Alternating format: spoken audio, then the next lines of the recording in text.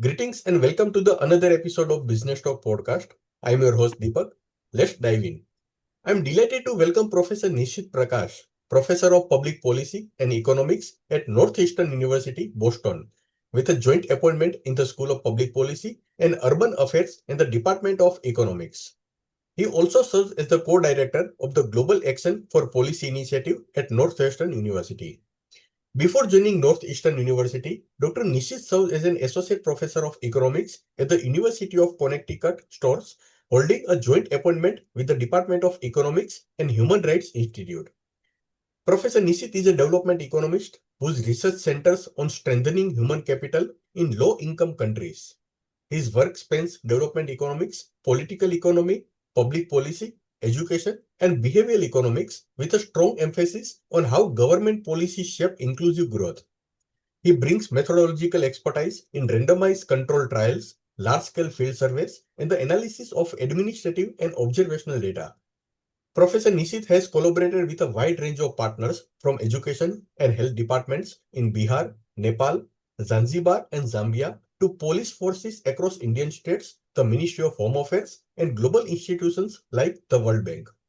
This field-based insights directly inform his teaching in areas such as development economics, applied econometrics, and the economics of gender and equality.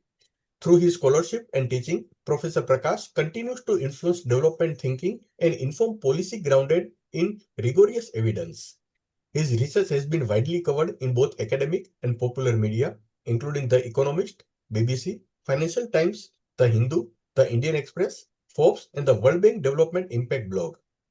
Driven by his commitment to expanding access and equity in the field, Professor Nishith co-founded the Association for Mentoring and Inclusion in Economics in 2021 alongside Professor Priya Mukherjee of the University of Wisconsin-Madison.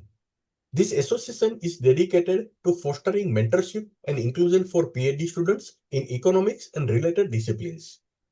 Professor Nishith has been appointed as an affiliate of the Bureau for Research and Economic Analysis of Development, a recognition of his impactful contributions to the field of development economics. In this episode, Professor Nishith Prakash dwells into his impactful study, Cycling to School, Increasing Secondary School Enrollment for Girls in India, exploring how a simple bicycle program significantly boosts girls' secondary school enrollment in India. So without further delay, let's welcome Professor Nishith Prakash to the podcast. Professor Nishith, it's an honor and privilege to have you join us today. Thank you so much, Deepak, for inviting me to your podcast. It's a great honor to not just be invited, but also to talk about a work that has been very dear to me. So thank you. Professor, what motivated the government of Bihar to launch the cycle program in 2006? And why focus specifically on bicycles for girls entering secondary school? Deepak, this is a difficult question to answer because I don't know what was going into our Chief Minister's mind, Nitish Kumar, who's also currently the Chief Minister. But based on conversation with various policymakers back then, this is something that was his idea. There was a twin problem. The first problem is, how do you address distance to school? Because back then, there were not many secondary schools in the same village, secondary and high secondary. And second was, how do you address fertility and empowerment? So these are like few things that the Chief Minister was very keen to address in his first term. And I think that has also continued even until today. I guess that's something that he deeply cares about. So I guess providing bicycles serves many purposes. The first being, it brings school closer to you, right? Because you can now, instead of walking hour and a half, 2 hours, you can ride the bicycle to school. But when you go to school, it has far-reaching implication. Right? Your education goes up. There are links that how education empowers female students or female on an average. And then eventually when you are in school, you're less likely to get married, right? And then it kind of indirectly impacts fertility. I mean, again, these are things that one can test, but these were like probably, these are my guess, what was going into Chief Minister's mind when he was thinking about this policy. So that's like my version of it. I don't know if this is true.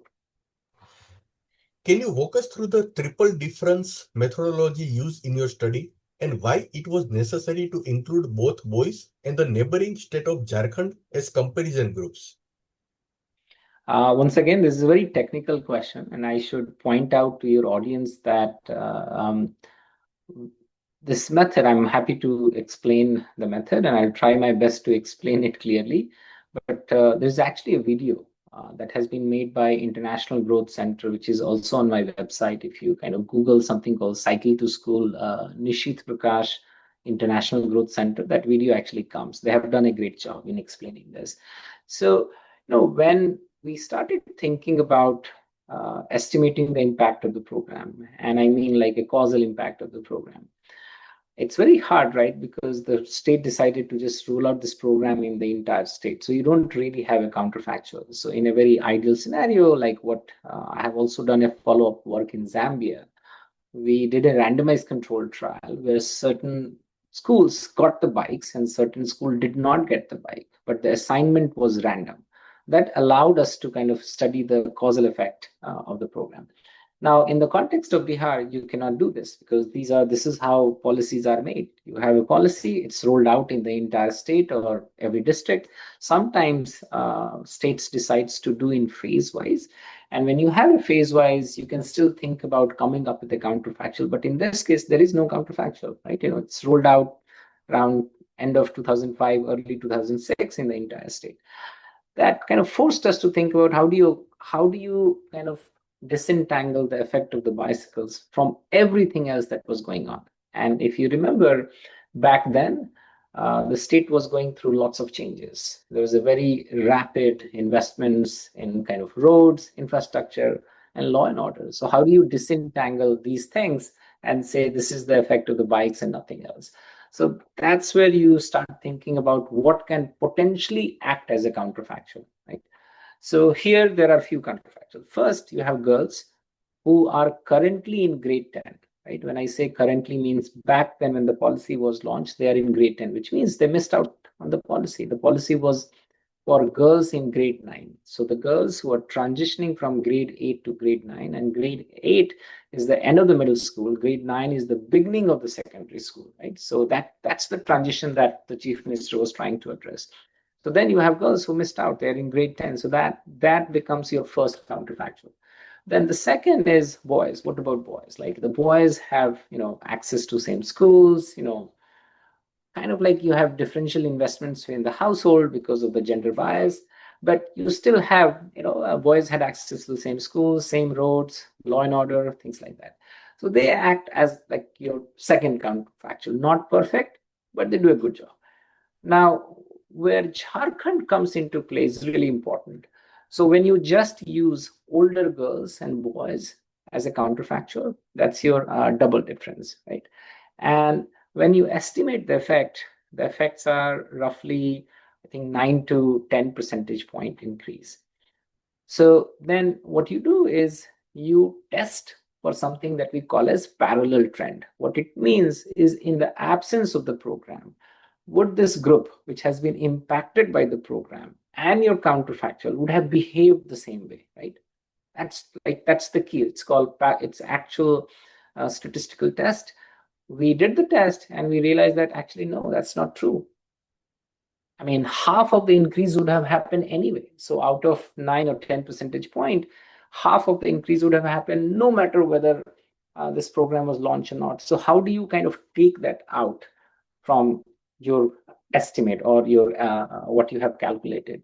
So that's where Jharkhand comes into play. Jharkhand was a part of Bihar, right?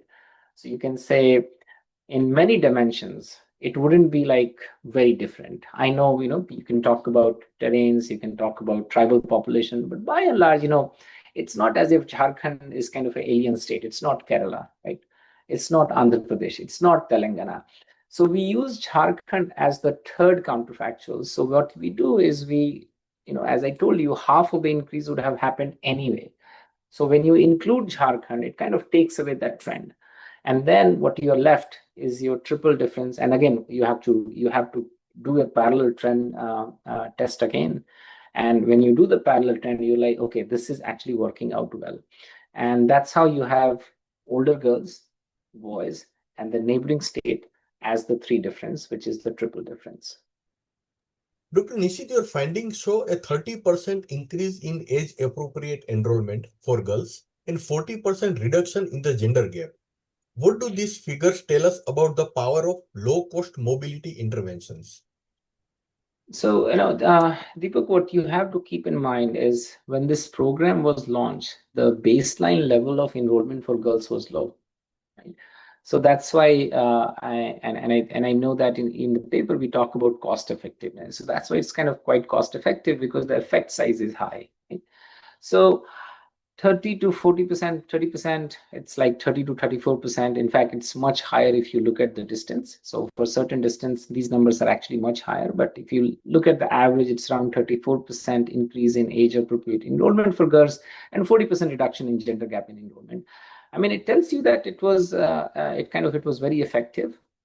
And back then, will it be effective now? I don't know, because the baseline level has gone up, the constraints are different, but it just tells you that at times very simple intervention as this, and I'm using Bihar as an example because it's not as if Bihar is kind of a unique place. There are many places with very similar constraints. So when you can identify places with similar constraints, some of these simple interventions can be very effective. And we actually have shown this in Zambia, that it's another country with similar constraint, in the sense that girls walk around 110 minutes, 109 minutes one way to school. So it's large distance.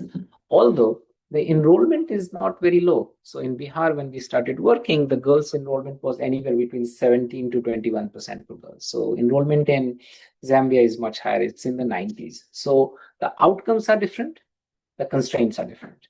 Constraints are the same, the outcomes are different.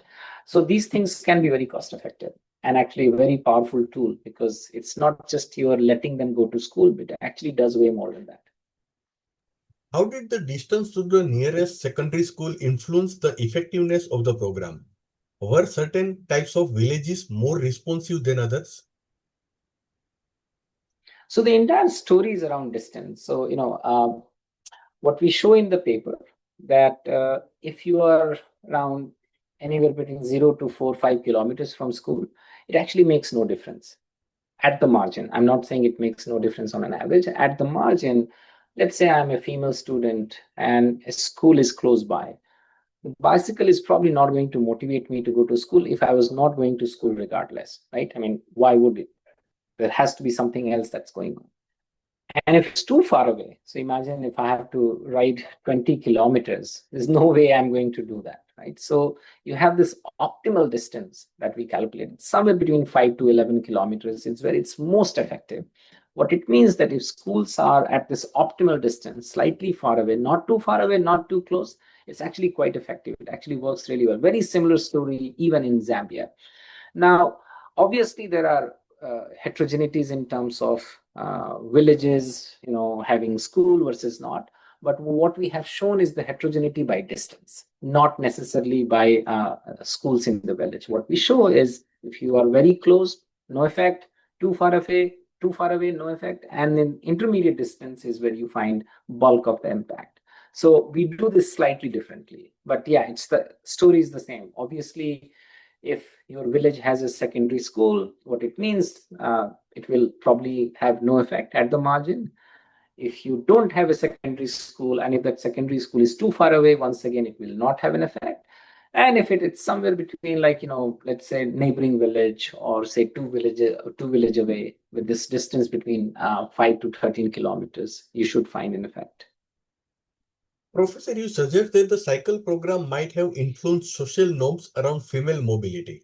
Can you elaborate on these externalities and how they were captured or inferred in your analysis? So in the paper, we don't quite estimate this. I mean, obviously they go to school, so that's mobility, but mobility has many definitions. So going to school, the answer is yes, they're going to school, enrollment went up. We don't know about how frequently do they go to school, right? Because we don't have attendance data. So you need attendance, you need like more like primary data collection to answer this question on mobility. But if you look at all the descriptive stories around Bihar around that time, it just shows that these things really encourage to go to schools. I mean, there are beautiful pictures of girls riding to school early in the morning. So in that sense, it had this impact on mobility, which we try to kind of do this in a very indirect way. But in the context of Zambia, we do it more directly. We actually show that the girls' attendance went up, which you can call as like some proxy for mobility. But in that study, we also look at mobility outside school hours, right? So, for example, do you go to see your friends? Do you get to things like that? And actually, we don't find an effect there. And one reason was way the program worked is we gave them bicycles, or the World Bicycle Relief, the organization we were working with, we gave them bicycles, but they were supposed to use bicycles for school purposes. And there is a committee which kind of monitors the usage of the bicycle. And the committee looks like did a great job. They didn't allow girls to use the bicycle outside school hours. But ideally, if you don't have a lot of constraints, especially don't have enough safety, I mean, if you safety constraint is not a big deal, then you should expect these girls to use bicycle outside school hour. And that's how the mobility changes your norms, right? Because all of a sudden you see girls going out, riding bikes, going to school. And it has happened in Bihar. Like I remember we spoke to people in certain villages, and some of these older guys, they were saying that Nitish Kumar pagla gaye hain, right? The chief minister has gone crazy by giving these bikes to these adolescent girls because it's changing norms. This is not what you're used to, but it's a very powerful tool. And I think, those guys, whether their priors got updated or not, but I think in the system, since many positive things were happening in Bihar, I think this really empowered them and the norms changed. And I guess they were independent enough to take these decisions. So I think it has a very indirect but slow effect on changing norms, because you can change norms. But I think for people who have very rigid norms, especially older people, I think it's very difficult. And in the context of Zambia, once again, I don't have evidence on changing norms, but we did a qualitative work, and we did find once again that the norms were changing in the community. So it does have these long-lasting effects on norms. Professor, the study compares the cycle program to conditional cash transfer schemes in South Asia. Why do you believe in-kind bicycle transfer was more cost-effective than cash-based alternatives? So we have done, as you rightly pointed out, we have done this comparison as compared to a program in Pakistan and a program in Bangladesh. And the Pakistan program was like kind of the most, I would say, as close as it can be to do this comparison. Once again, keep in mind that to do this cost effectiveness for these programs, it's not easy. You have to kind of plan everything in advance, have a comparable program. Like, for example, an ideal program would be, let's say, I'm giving bikes, right? And then I have another program, very similar, identical students and things like that, but I'm giving them cash, right? And the cash could be to buy bikes, and one could be completely unconditional. I'm giving you cash. We don't have that. So what we have done is a very indirect, rough proxy of cost effectiveness. So that what I just described you will be the most ideal way to do cost effectiveness, that you have a point estimate, that the program of giving bikes, means actual bikes, is A.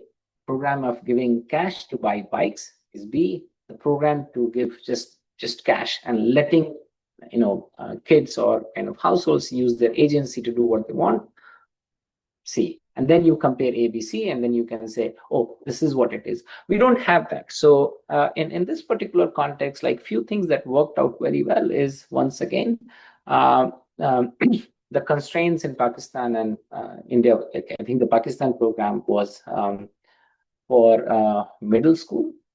Again, gender norms are very different than India. I would say probably like more stricter than India. And as I told you, the program was effective because A, the baseline is low, right? You have a very low levels of enrollment. So that, and then this program actually did go to the recipients.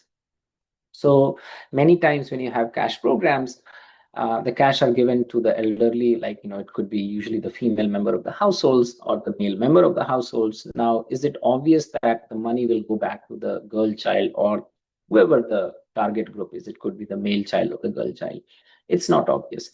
Here it was a bike. And then there was a lot of social enforcement. So for example, back then, again, things might have changed. So I haven't tracked what's happening right now.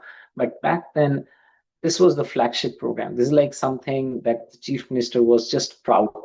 Right? So this is again an example where the bureaucracy worked amazingly well to deliver his vision.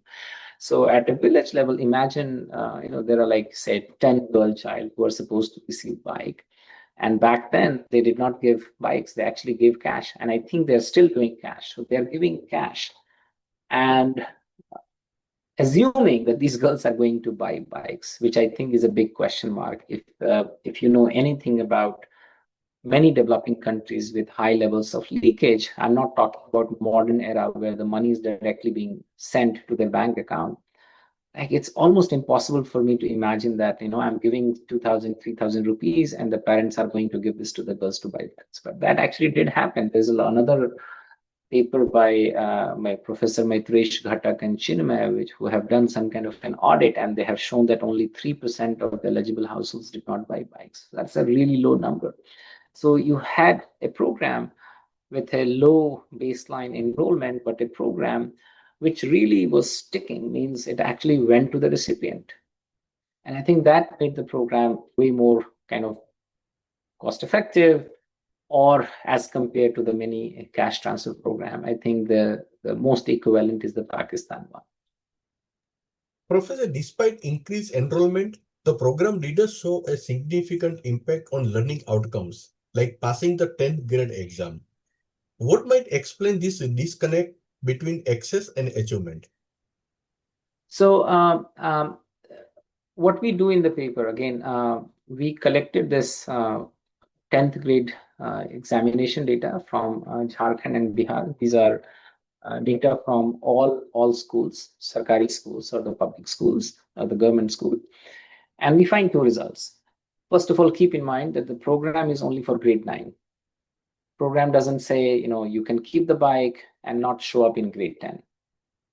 However, what we find is there is around 18% increase in girls appearing for grade 10 exam, right? So they actually decided to stick to grade 10 and appear for this exam, which is an externally first, like Bihar board, I think BSEB is the short form, that exam. So that's the amazing thing, right? That they actually decided to stick around and appear for this exam. But we also find that 12% pass these exams. So we do find that these are passing these exams. Now, how well they did in specific learning outcomes, we did not do that. But at a very kind of broad level, we found not that these girls appeared, but they also passed these exams. But also keep in mind that this is not very straightforward. You should not necessarily anticipate that increase in enrollment will translate into this. You have to back this by so many investments. You need to have kind of school buildings, you need to have teachers. So suppose the school is running with 2 teachers. Now, all of a sudden, because of the program, you have 80, 90 more kids and you don't bring in teachers. Now, what will happen? The quality is naturally, just mathematically will go down. So it's not obvious to me that just because you had a program, you send girls to school, it also affects learning outcomes. It's actually never that trivial. You have to back this up with so many other complementary investments, like you can think about labs, you can think about specialized teachers, things like that. And I think in the context of Bihar, they started doing that bit later. Means like first they had this program, then they started investing, hiring teachers and things like that. But even I give an explanation, like intuitive explanation why this is not obvious, but we actually do find that these girls did pass exams. However, I don't see any, I did not look at any effects on learning outcomes, means like specific math, blah, blah, blah. I think we might have the data to do that, but somehow we did not do that. Implementation quality is often a barrier in large-scale public programs. What features of the cycle program enabled its relatively effective execution in a state like Bihar? So I think this is like probably one of your most important questions. Like you're absolutely correct. Implementation quality is very important, usually in a large scale program. it can go in any direction. It can work well or can kind of work poorly. But I think if you look at historically, I think the recent example being COVID vaccination, right? Despite all the priors from many countries, including many Western countries, India did just insanely well in implementing this, right? So there is something probably very unique about India, where have these programs where, say, somebody at the top really wants to make it work, and somehow magically bureaucracy delivers it. So I think this is one of them in the context of Bihar. This is something, a flagship program. Chief Minister is very proud to talk about this even now. So we are in 2025. This program was probably launched end of 2020, end of 2005, and he's very proud of this. So this is something, you have the vision, you have your team, and the team delivers it. However, what made it also magically work is, I personally think, this is my opinion, personal opinion, not backed by any data. The program was not for, say, certain caste. It was not for certain groups, not for certain religion. It was for everyone, right? So what it means that at a village level, imagine you have 10 kids. If it's for everyone, all 10 know that they should get it. So this is kind of like very interesting reinforcement that happens. For example, let's say 2 kids, parents did not give them the money to buy the bikes. It also stigma that, hey, what happened? Why didn't your father or mother did not buy the bike? So I think that's a very important aspect to think about, that when you're launching a program like this, just don't try to, add many strings to make it work. This was like almost, the money came, and then they had to submit receipts. We both know that it's actually not hard to come up with a fake receipt, right? Yet, back then, in that study period, only 3% of the recipient did not buy the bike. So I think it's A, the vision, B, the bureaucracy delivering, and 3, the fact that it's not by caste or religion, it's for everyone. Dr. Nishith, looking at the broader implications, what lessons does this study offer for designing gender-sensitive educational interventions in other developing regions? So this study is not directly targeting this gender sensitivity aspect, right? Because what it's trying to do is trying to address a gender gap in education by enabling or kind of relaxing certain constraints so that these girls could go to school. So if you think about gender sensitivity, this is kind of a very broad topic. Like you can think about I'm doing some work with Bihar Police, which is about making them more sensitive towards gender. So that's a kind of a curriculum that we designed. We tested it out. We find that it's effective. So there would be something about designing curriculum. And I do think that as per this national or new education policy in India, there has been efforts to kind of come up with changes in the curriculum around gender sensitivity as well. So that would be something different. This program did not target gender sensitivity, but you can think about all these indirect ways of, you have girls coming to school, now you suddenly see that, oh, you have female students coming to school, right? That immediately could make me think that, oh, is that a good thing? Is it a bad thing? Maybe when you start seeing them also performing well, it might change your perception. But again, these are all hypothetical things that I'm saying. I mean, I have no empirical evidence to support this, but you have to think about different type of curriculum changes that makes people more gender sensitive.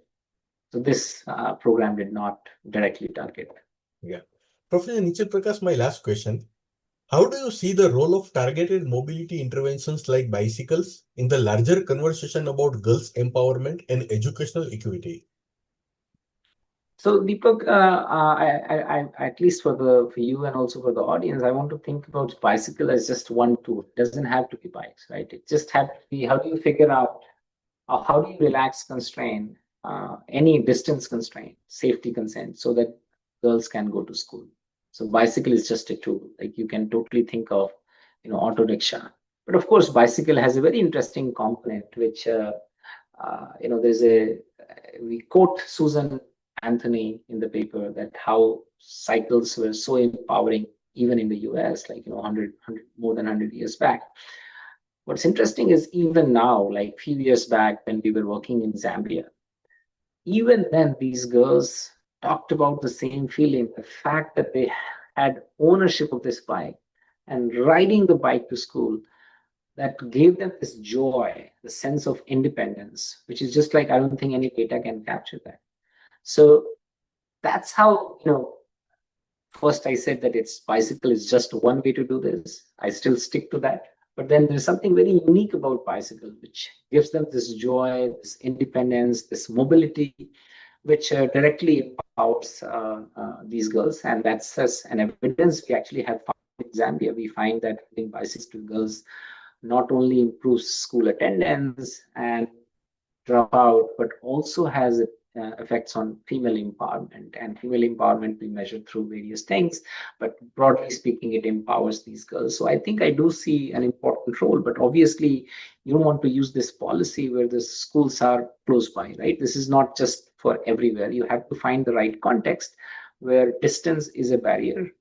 And one way to address the distance, especially if you are in a rural location with maybe not so, concrete road, then this becomes a pretty, I would say, important and effective tool, because the work that I did in India with Karthik Muralidharan, the work that you're discussing today, this is with Karthik Muralidharan, who is a professor at UCSD, and the work that I have done in Zambia with a few co-authors, including Anna Garcia, she's at JPAL, Kritika Nerula, who is now at Analysis Group in London, and Nathan Fiala, who was my colleague at University of Connecticut. If you take everything together, you do find that these programs actually work if you have the right constraint, which is distance, and not having concrete road, because if you have concrete road and if schools are close by, then this is not something that we should be thinking about. So it actually has this dual impact